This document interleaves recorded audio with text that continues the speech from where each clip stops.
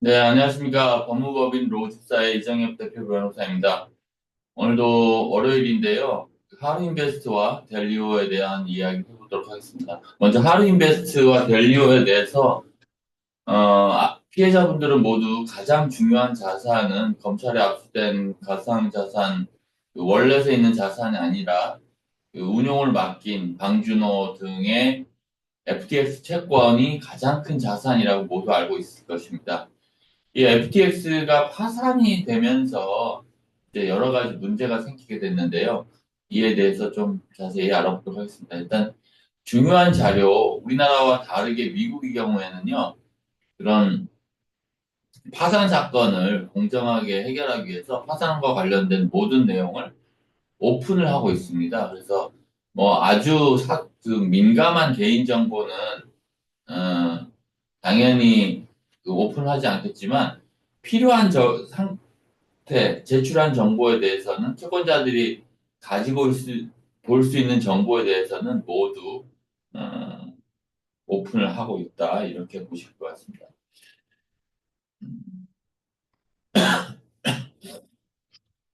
네, 그래서 이거를 공유하면서 말씀드리겠습니다. 왜 FTX에 관한 지금 위기가 닥쳐 있는지 말씀드리겠습니다.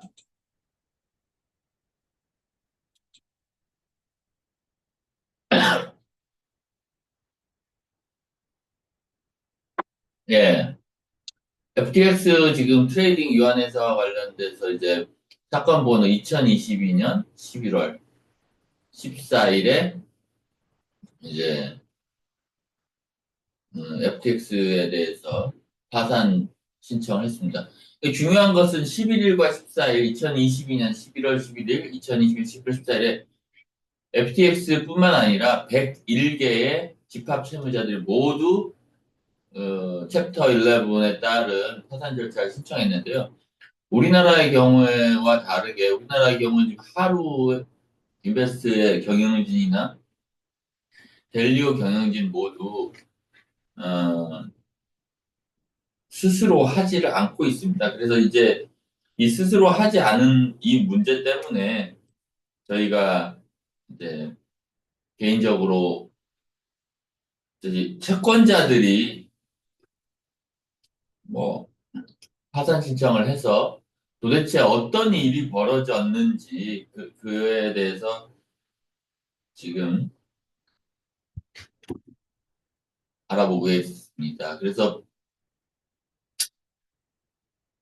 그 그거에 따라 가지고 뭐 지금 여러 가지에 대해서 쭉그 사건과 관련해 가지고 이 지금 뭐 사건을 기각한다 이렇게 했는데 이런 기각은 뭐 지금 정확하게는 모르겠지만 다른 채권자들의 파산 신청이나 혹은 채권자들이 청구일 겁니다. 이제 이런 것들이 파산 절차에서 동일하게 할 수밖에 없다 이렇게 볼 수가 있겠고요.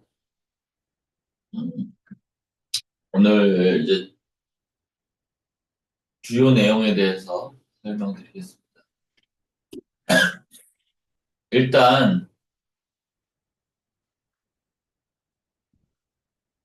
예, 보시면 문서들이 쭉 나와 있습니다. 문서들이 쭉 나와 있고 이런 문서에 대해서 뭐 여러 가지가 쭉 있죠. 그런데 2025년 올해 2월 18일 날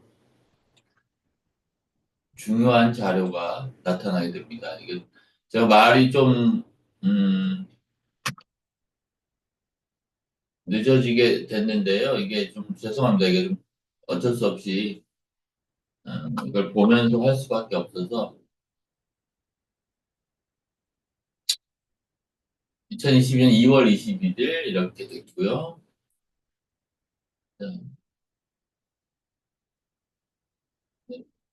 몇 개를 보도록 하겠습니다.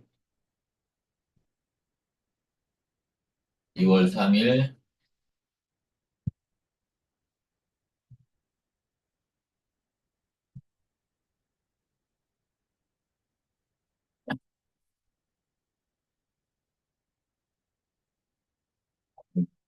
이걸 다 전산으로 해결해야 됩니다. 이게 지금 수백만 건이 있을 것 같고요. 여기 뭐 많이 아시겠지만 양도인 이름은 삭제되고 양수인들이 계속해서 이 채권을 사게 하거든요.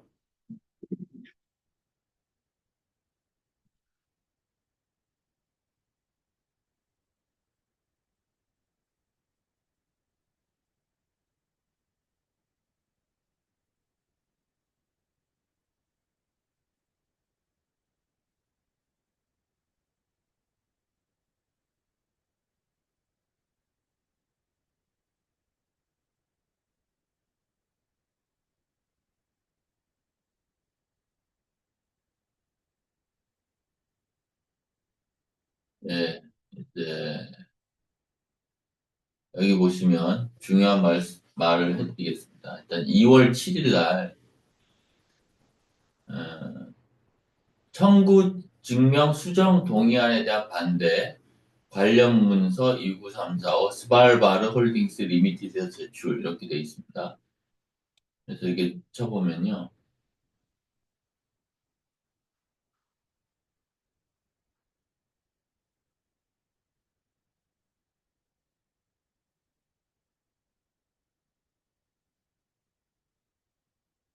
빡빡하게 돌아가고 있습니다.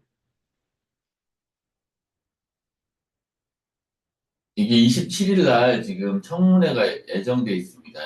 한번 보겠습니다. 그러면 이렇게 지금 되고 있고요. 이게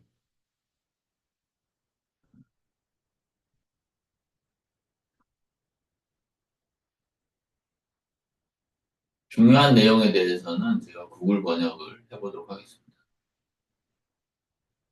네,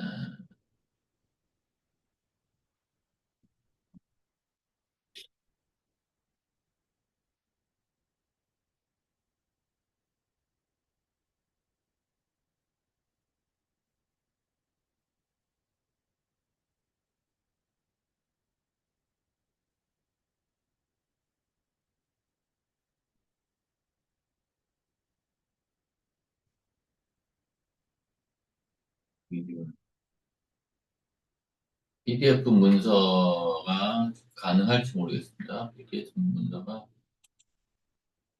어,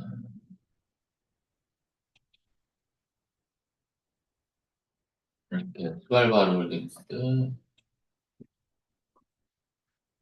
2월 7일자 문서 아까 저장한 문서를 번역해 보겠습니다. 이제 번역을 보면요.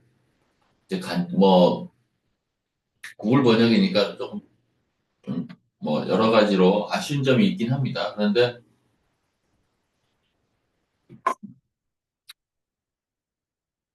청구 증명 그러니까 지금 클레임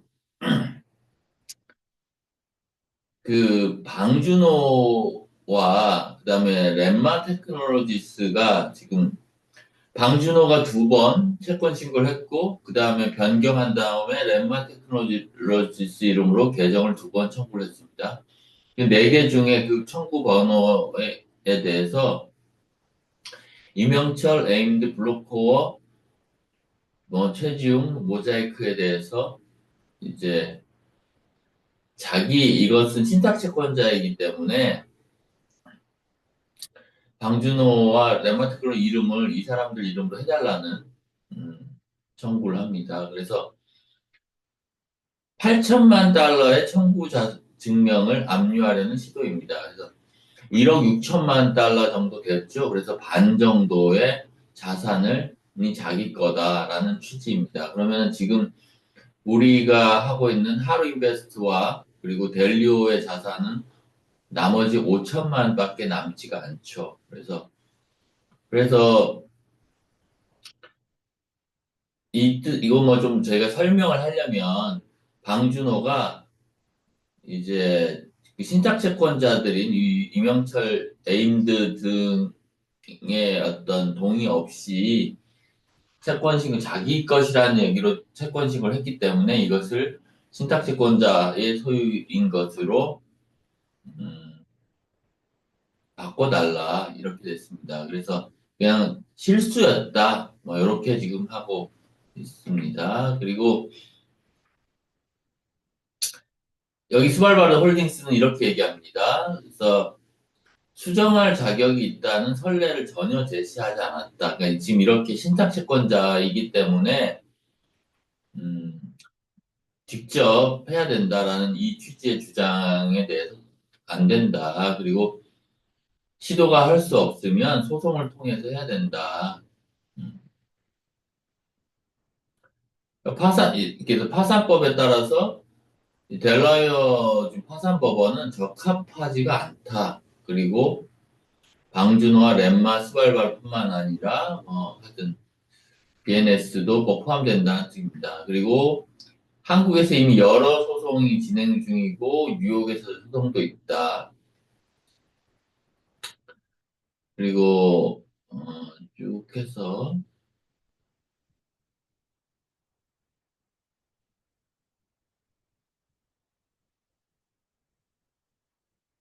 덴마크 동일한 암호화 프로그램 비자발적인 파산 절차에 문제가 있고 형사소송 문제가 있는데 한국 법원은 전속 관할권에 속한다. 그래서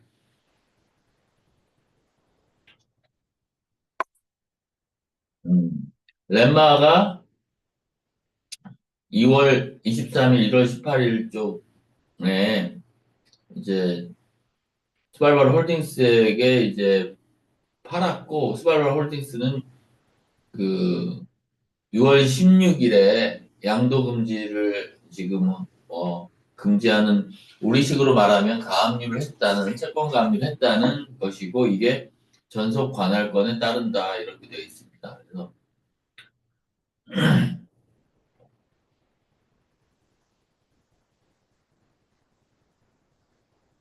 그리고 이 분쟁이 관련될 해결될 때까지 KYC를 중단해야 된다는 이야기를 하고 있습니다. 이게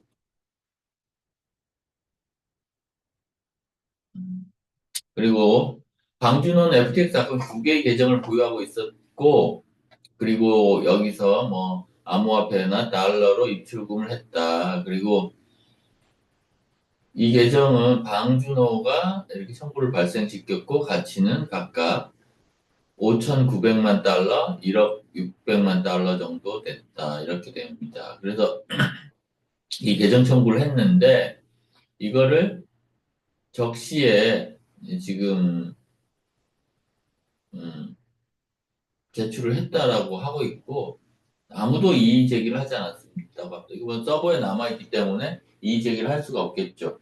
그러다가 2023년 1월 18일자로 파나마 법인인 레마 테크놀로지스의 이 계정을 양도합니다. 그리고 방준호는 저희 접견 갔을 때 이 렘마 테크놀로지스 최대 주주이고 사실상 파나마 법인은 페이퍼 컴퍼니고 실체가 없다라고 얘기를 했습니다. 대표이사 1인 주주로 사실상 1인 주주로서 FTX 파산 채권을 모두 렘마에게 넘겼습니다. 이것은 사실상 법률적으로는 한국 법상에서는 인정될 수 없는 그런 양도 계약입니다. 그런데 스발바르 홀딩스는 이걸 유효하다라고 주장을 하고 있죠. 이 유효하다는 주장에 따라 가지고 2023년 6월 16일경에 방준호가 이 채권을 그 사이트에서 지금 채권 파는 경매 절차의 채권 민간 공매 절차라고 할 수 있죠. 거기서 이제 낙찰을 받았고 그래서 렘마가 그 청구권을 스발발 홀딩스에 할당하기로 하는 계약을 했다 이런 취지입니다. 그러나 이런 계약에 대해서는 음, 이행이 되지 않았다는 말은 제가 몇 번이고 말씀드렸습니다. 거래 완료. 거래 완료라는 것이 아니라 계약이 완료된 거죠. 계약이 완료됐고 계약 대금은 납입하지 않습니다. 그래서 2024년 이제 의무 이행을 하지 않았다는 이유로 고소했고 뉴욕주 법원에 어, 소송을 하고 있다 이런 얘기입니다.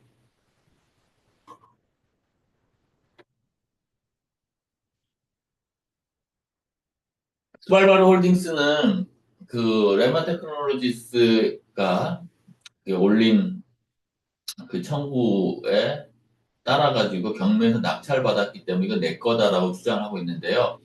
2023년 1월 18일자는 이미 FTX의 파산으로 인해서 방준호는 파산이 되었고 파산 상태에 이르렀고 방준호 파산 상태에서 가장 중요한 모든 채권을 양도했습니다. 이는 파산법이나 일반 민사법상으로는 사행위가 해당돼서 인정받기가 어렵습니다. 그리고 이거에 대해서 그 거래도 실질이라고 보기는 어렵고요. 방준호와 렘마 테크놀로지스 관계에 따라 가지고 이렇게 은닉한 그런 렘마 테크놀로지스로 청구를 변경한 이후에 렘마 테크놀로지스가 경매 절차에 자신의 채권이라고 올린 것 역시 어, 효력을 인정할 수가 없습니다. 그래서 무효인 권리가 없는 자에 따른 권리가 없는 자가 신청한 채권을 낙찰받았다고 해서 스발바르 홀딩스가 유효하게 채권을 가져간다고 볼 수는 없을 겁니다. 다만 이런 그 지금 법적 분쟁을 단순히 민사적인 분쟁만을 가지고 뉴욕주에서 하기는 매우 어렵고 주장이 매우 어려울 것입니다. 그러나 파산법에서는 이제 강력하게 이행이 되지 않는 채권이라든지 그리고 채권자 전체에 큰 해를 끼치는 그런 거래를 의 효력을 중지시키는 조항이 있기 때문에 그러한 조항을 아마 사용해야 될 것 같습니다. 누가 보더라도 이 지금 하루 인베스트와 델리오를 포함한 방주노의 큰 채권자들에게 가야 될 이 암호화폐에 대한 피해 회복이 계약을 했다는 스발바르에 대해서 지금 갈 수는 없겠죠. 스발바르 홀딩스가 바로 낙찰을 받자마자 대금을 납부하고 방준호가 그 대금을 뭐 본인이 파산 절차에서 다 청산을 했다라고 하면 스발바르 홀딩스가 이걸 가져갈 수 있다고 하겠지만 지금 스발바르 홀딩스는 전혀 이 낙찰된 대금에 따른 대금을 지급하지 않고 있습니다.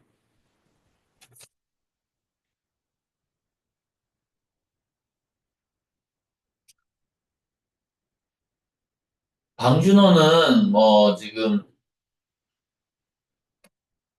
뭐 여러 가지를 계정을 이전할 의도가 있다 뭐 이렇게 하고 있고요. 이거는 이제 스발바르 홀딩스와 확인을 한 이후에 에, 지금 그러한 청구 증명이 나타났다라고 하고 보류 중인 소송엔 여러 가지 소송이 있다 이런 것입니다. 그래서 뭐 자기 주장은 이제 청구 증명에 대해서 이의를 제기할 수가 있지만, 그리고 이의를 제기하지 않다고 하더라도, 이제, 뭐, 여러 가지, 지금, 뭐, 한국 법원에서의 여러 가지 지금 법적 분쟁이 있다. 뭐, 이런 얘기를 하고 있습니다. 그래서 영문을 다시, 원문을 한번 살펴보겠습니다. 그러니까 지금 제일 중요한 것은 신탁 채권인지 여부입니다. 그래서 피해자들이 자기의 자산이 FTX에 그대로 신탁되어 있다. 방준호를 통해서 하루인베스터 방준호를 통해 신탁되어 있다라고 실제로 믿었다면 직접 청구 증빙을 제출할 수 있었지만 그렇게 하지 않고 방준호가 채권 증빙을 하도록 했고 방준호로부터 받는 돈에서 피해 구제를 받으려고 하고 있었다라는 게 이들의 주장이고, 그런데 이 방준호가 한 이 채권은 이미 스발바르 홀딩스에 양도되었다는 게 이들의 주장입니다. 그래서 지금 이명철 등이 말하는 권리 양도는 이제 렘마에 양도한 날짜보다 늦기 때문에, 그리고 렘마로부터 지금 스발바르가 다시 양도한 거기 때문에 렘마와 소송을 하고 있다. 그리고 보류 중인 소송에 개입을 시도할 수 있었지만 그 대신에 지금 이 수정안을 이제 실수로 한 것이다라고 해가지고 지금 스발바라 홀딩스 소유권을 빼앗으려는 시도를 하고 있다. 이렇게 쓰고 있습니다. 뭐 계속해서 살펴봐야겠지만 이거는 지금 27일 날 이 주장에 따라 가지고 아마 조금 더 얘기가 될 수 있을 것 같습니다.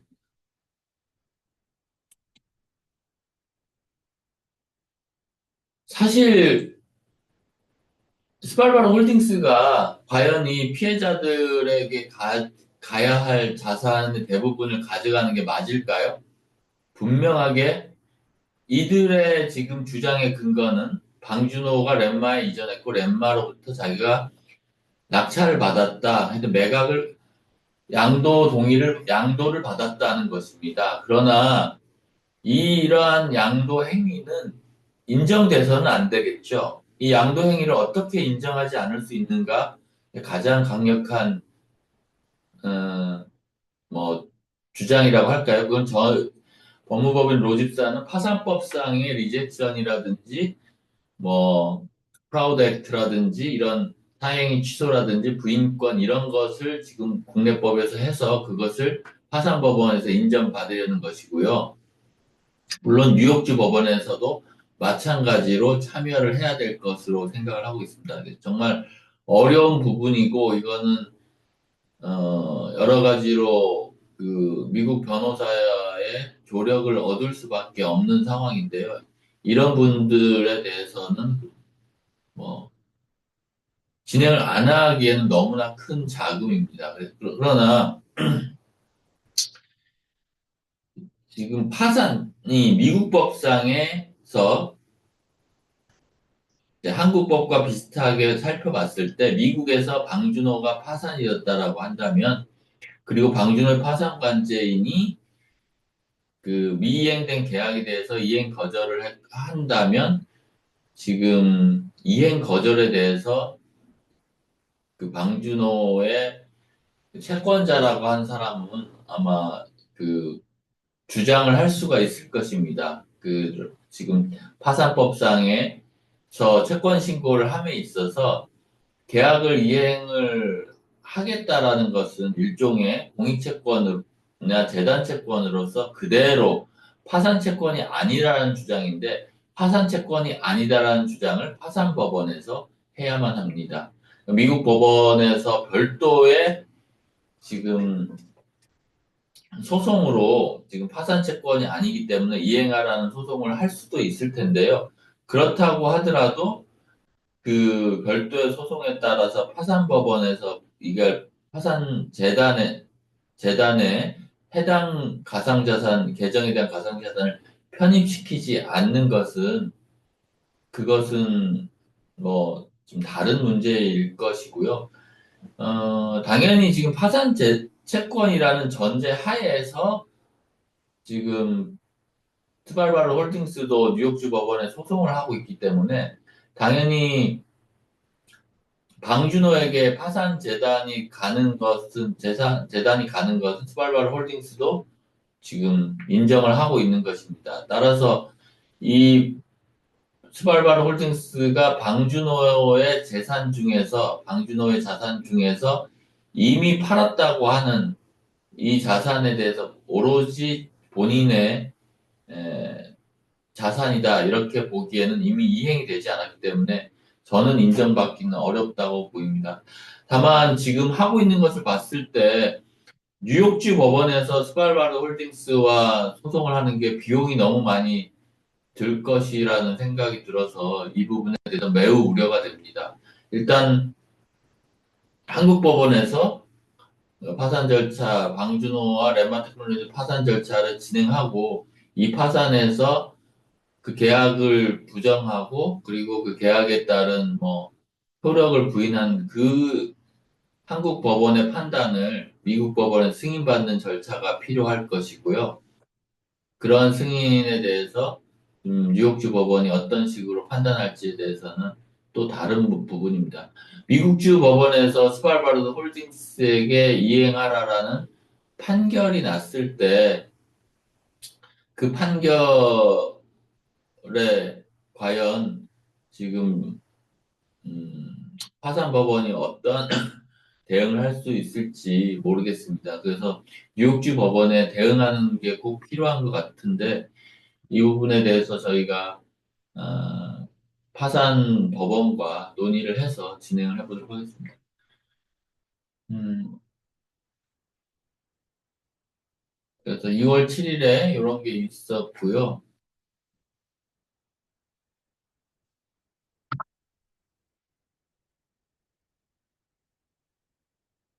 2월 18일 날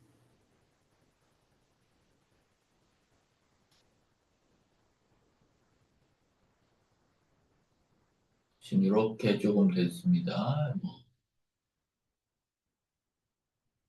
청구에 대해서 여러 가지 이의가 되었죠.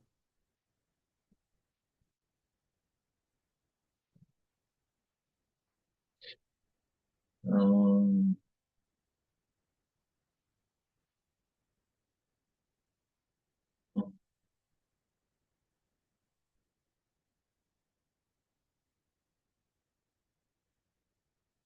어니스영 LLP에 대해서 지금 뭐 하여튼 수수료를 많이 받아가고 있네요. 그리고 계속해서 엑스클레임으로 뭐 양도됐다라는 얘기가 쭉 있습니다. 그리고 알라메다 리서치 홀딩스에서 운영 보고서를 했다. 뭐 이렇게 쭉 운영 보고서가 쭉 나와 있습니다. 그리고 2월 20일이 이게 있고 2월 18일자를 다시 한번 살펴보겠습니다.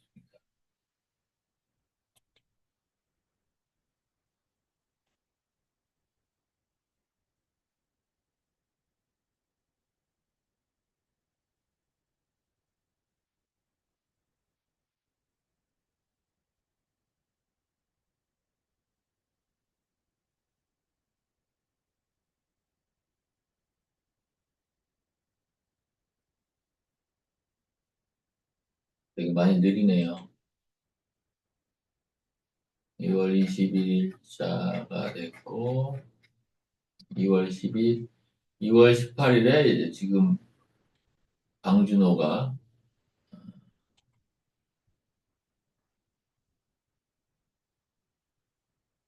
이렇게 되어 있습니다. 제가 보여드렸고요. 2025년 2월 14일에 발송이 됐고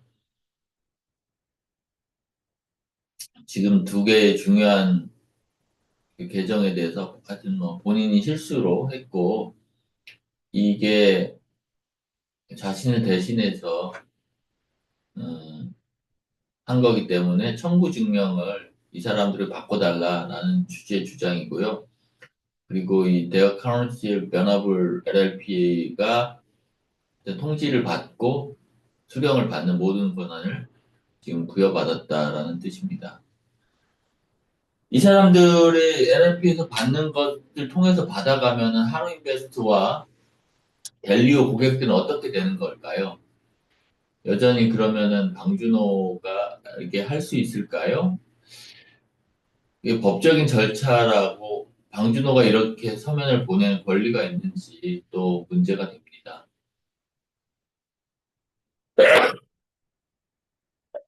죄송합니다. 하여튼 9640일 87144 요 두 개의 계정에 대해서 좀 살펴볼 필요가 있습니다.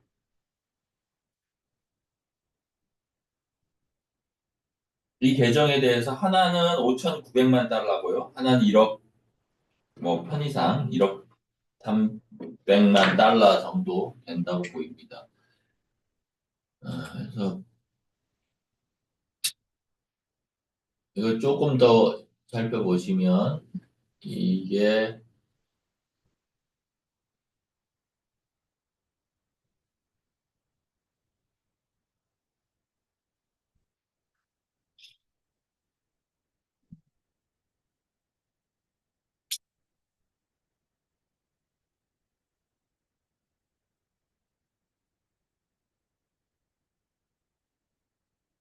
이 모션에 대해서 한번 96401 87144로 살펴보겠습니다.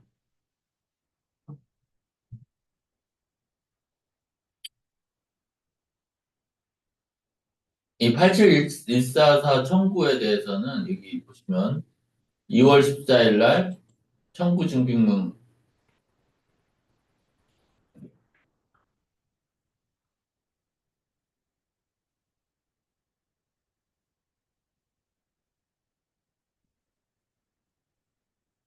어찌 보면 이명철 등의 이 지금 요 내용에 대해서 청구가 제대로 된다면 하루 인베스트 관리인과 델리오 트라움의 관리인도 재빠르게 여기에 지금 방준호에게 이전한 그 가상자산에 대해서 신탁채권자로서 지금 해야만 되는 상황입니다. 그래서 요 부분에 대해서는 지금 다시 한번 살펴보겠고요. 어, 여기 다시 한번 이제 파일을 한번 살펴보겠습니다.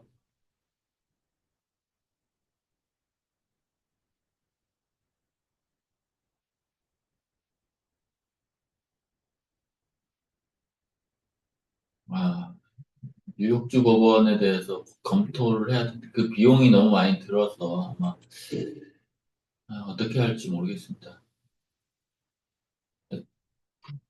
음,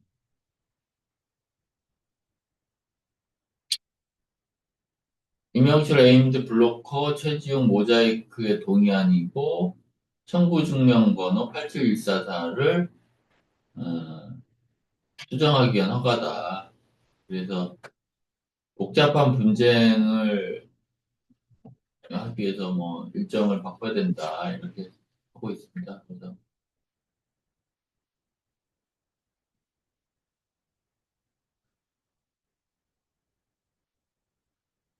음,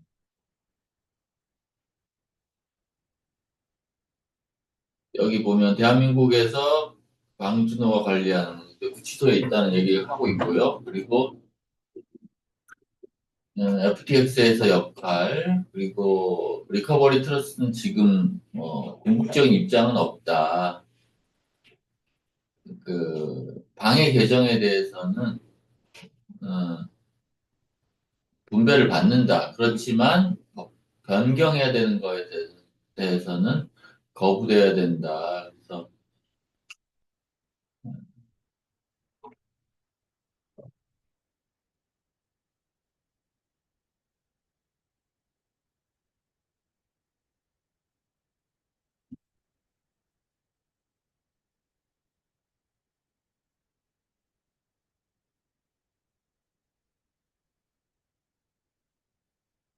KYC에 대해서 이의 제기를 했고 뭐 별도로 챙겨야 된다. 그리고 뭐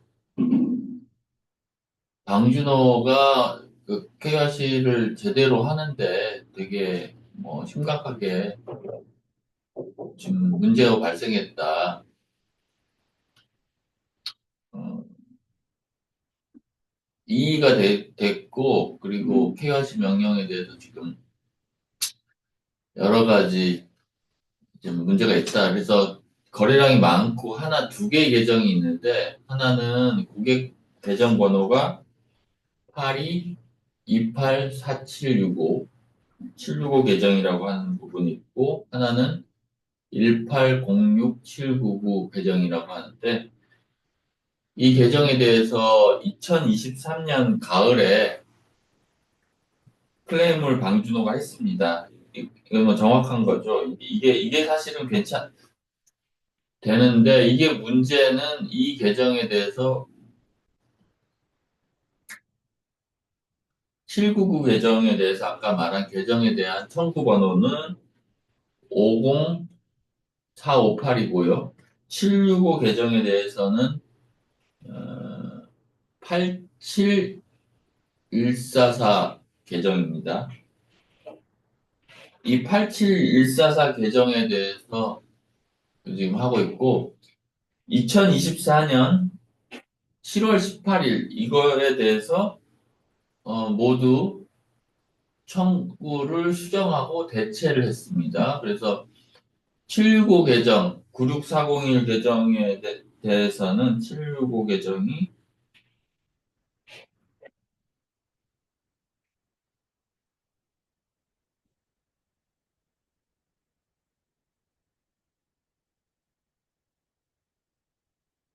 이게 렘마로 변경을 하는 계정이었습니다. 렘마로 변경. 음,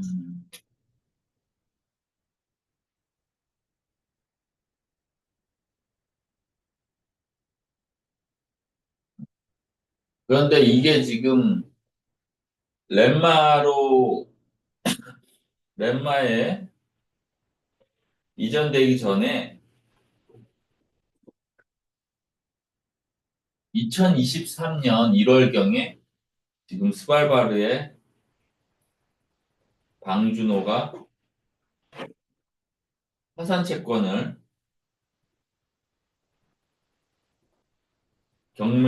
민간 경매 절차에 의뢰해서 올려놨다는 것입니다. 근데 최종적으로 낙찰이 됐지만 그 계약이 그 컨퍼메이션을 썼다고 해가지고 계약이 모두 완료됐다라고 보기는 어렵다고 그렇게 생각을 하고 있습니다.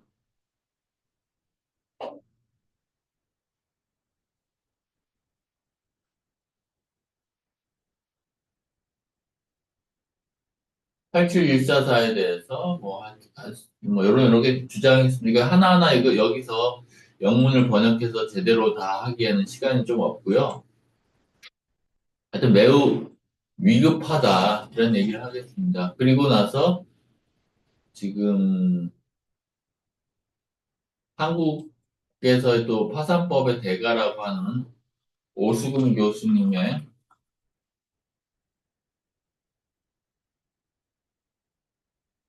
미선언이 있습니다. 1월 22일자.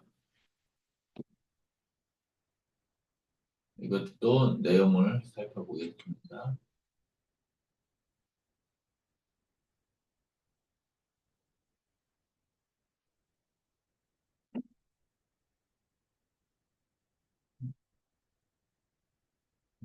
본 거고요.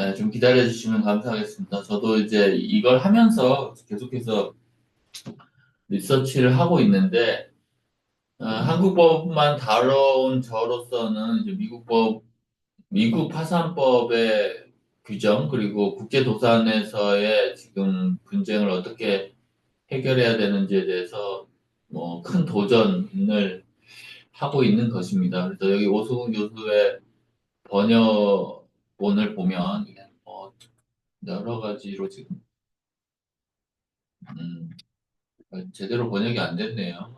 하여튼 다시 한번 보겠습니다.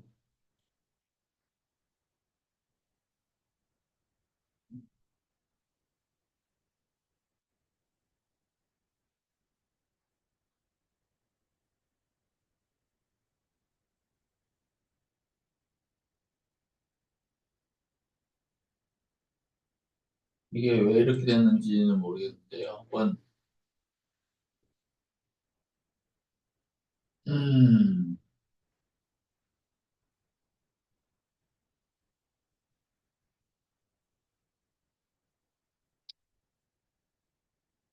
여러 가지 오수근 교수님의 지금 양력에 대해서 지금 이화여대 교수님이시고 뭐 웅크트랄 등 월드뱅크 중 그런데 이제 근무를 하셨고 그다음에 지금 이명철과 뭐 에임드 등의 모션에 대해서 지지를 한다 이런 얘기입니다. 그리고 그에 따른 의견서를 제출한다 이런 뜻입니다. 그래서 여기에 보면 인트로덕션으로 어, 다큐멘터리를 쭉 얘기를 했고요. 다시 한번 번역을 해보도록 하겠습니다.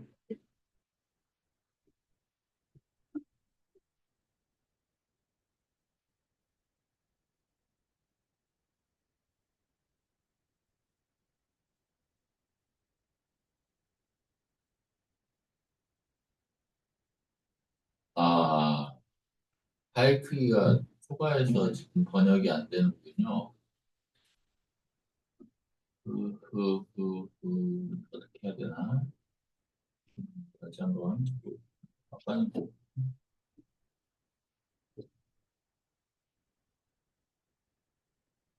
그러면 몇 가지 이미지만 번역하는 것을 마무리하겠습니다.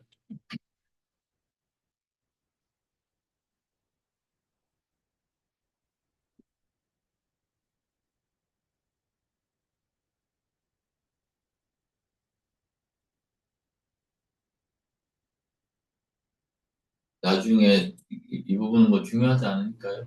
일단 하여튼 오승훈 교수님이 이에 따른 그 지지를 했다. 그리고 이제 2월 14일에 이명철 등이 동의안에 대해서 수정하도록 한 허가문을 2월 14일 날 제출을 했다. 그리고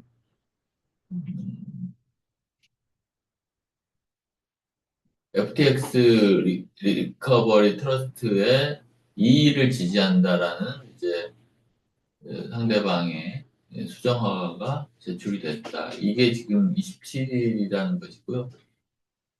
그 관련해서 EU58이라는 그 수정 허가에 대해서 이의를 했다는 뜻입니다. 그리고 뭐 증거물들이 있는데 한번 살펴볼까요?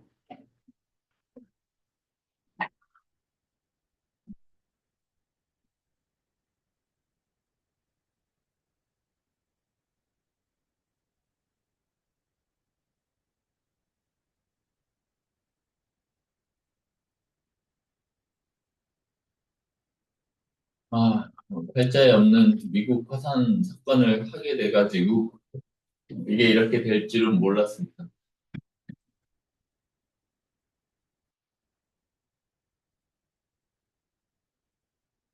음, exhibit A, 예,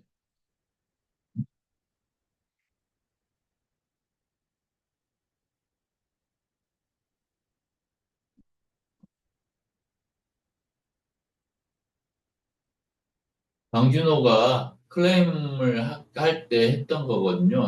이게 어카운트 아까 82284765 처음에 했던 게 이게 8714 청구입니다. 여기 RD가 있었고 이렇게 해서 지금 그때 청구를 했다라고 하고 BTC가 그 당시에 365개, BTC 펄프 251개 이렇게 있었다는 것입니다. 여기서 이제 FTT가 상당히 많네요. FTT가 거의 뭐 20만 개, 30만 개 정도 있어서 여기서 많이 손실이 난 것 같습니다. 이런 게 있다. 이렇게 지금 말씀드릴 것 같고요. 음, 아,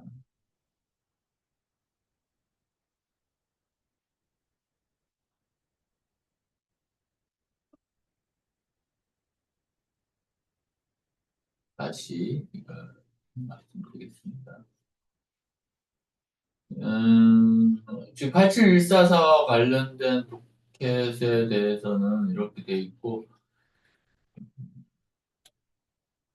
이건 엄밀하게 지금 이제 지지 선언이 또 있습니다. 1월 21일. 이 지지 선언은 또 누구의 지지 선언인지 모르겠습니다. 음,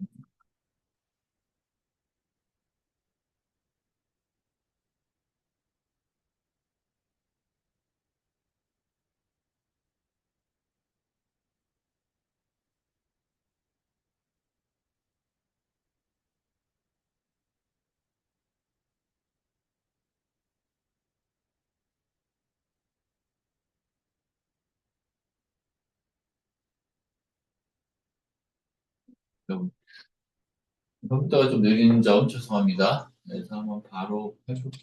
다운되어 있네요.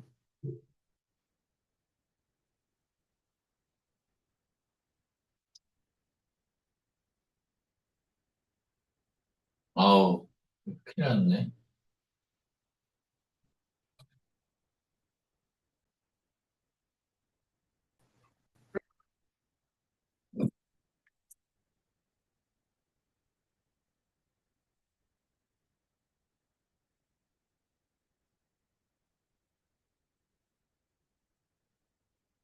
지금 이게 진행이 되고 있는지 모르겠습니다. 일단 계속해서 그래도 끝까지 해보겠습니다. 어,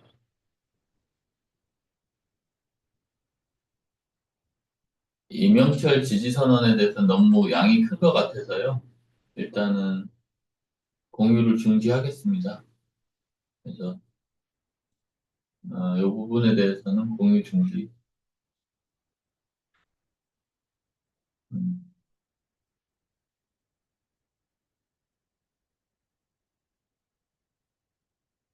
또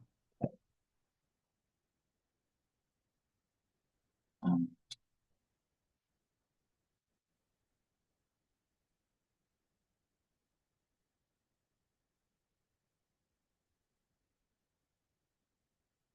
네, 하여튼 지금 이렇게 지금 중요한 문제에 처해 있고 이 결론을 말씀드리겠습니다. 결론적으로는 방준호와 랜마의 파산이 매우 시급하다. 그리고 그 파산 절차에서 도산법상의 어떤 절차를 매우 시급하게 진행해야 된다. 그리고 세 번째는 랜마 테크놀로지스와 지금 스발바르 홀딩스의 뉴욕주 법원에 이제 참여를 해야 된다. 이 뜻입니다. 그래서 뉴욕주 법원에 이 지금 랜마 테크놀로지 대표자가 파산되었다라는 얘기를 지금 진행을 해야 될 것 같은데요. 그래서 파산 사건을 이제 한국 법원에서 이행했다는 증명을 빨리 보내지 않으면 여러 가지로 어렵지 않을까 이렇게 생각합니다. 그래서 보전 처분과 관련돼서 급박하게 진행돼야 되는데요. 이 그 부분에 대해서는 조금 더 논의해 보도록 하겠습니다.